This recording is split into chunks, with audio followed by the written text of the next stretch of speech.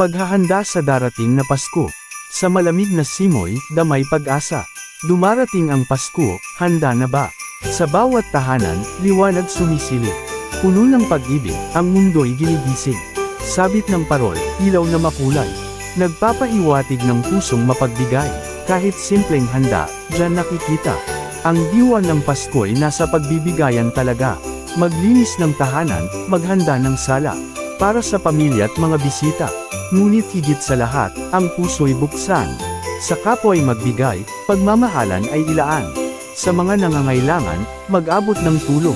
Ito ang diwa ng Pasko, tunay na ambon. Pagmamahalan, pananampalataya'y itaas.